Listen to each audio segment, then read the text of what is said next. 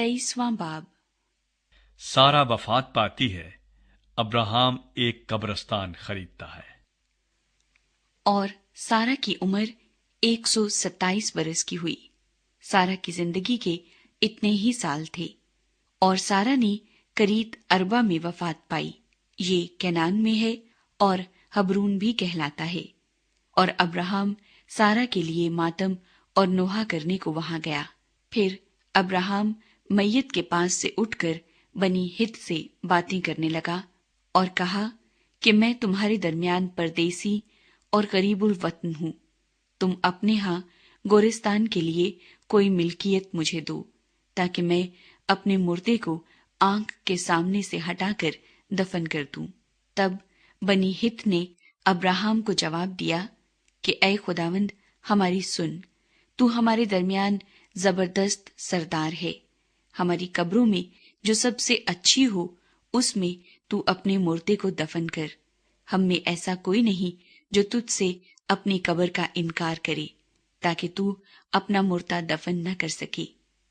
Abraham نے اٹھ کر اور بنی ہت کے آگے جو اس ملک کے لوگ ہیں آداب بجا لا کر ان سے یوں گفتگو کی کہ اگر تمہاری مرضی ہو کہ میں اپنے مردے کو آنکھ کے سامنے سے ہٹا کر دفن کر دوں تو میری عرض سنو، اور سہر کے بیٹے افرون سے میری سفارش کرو کہ وہ مقفیلہ کے غار کو جو اس کا ہے اور اس کے کھیت کے کنارے پر ہے اس کی پوری قیمت لے کر مجھے دے دے، تاکہ وہ گورستان کے لیے تمہارے درمیان میری ملکیت ہو جائے۔ اور افرون بنی ہت کے درمیان بیٹھا تھا۔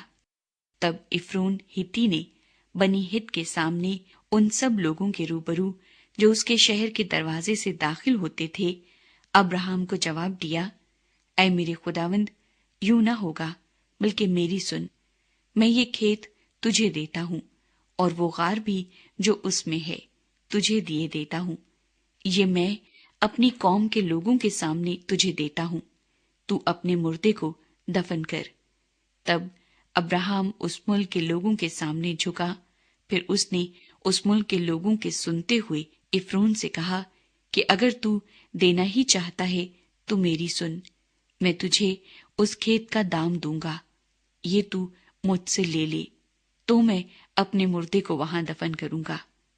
افرون نے ابراہم کو جواب دیا، اے میرے خداوند، میری بات سن، یہ زمین چاندی کی 400 مسکال کی ہے، سو میرے اور تیرے درمیان یہ ہے کیا؟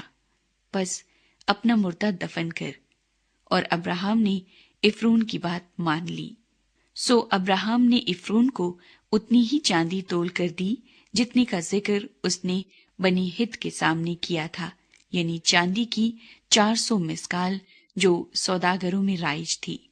سو افرون کا وہ کھیت جو مقفیلہ میں ممرے کے سامنے تھا، اور وہ غار جو اس میں تھا، اور سب درخت جو اس کھیت میں اور اس کی چاروں طرف کی حدود میں تھے، یہ سب بنی ہت کے اور ان سب کے روبرو جو اس کے شہر کے دروازے سے داخل ہوتے تھے ابراہم کی خاص ملکیت قرار دیے گئے۔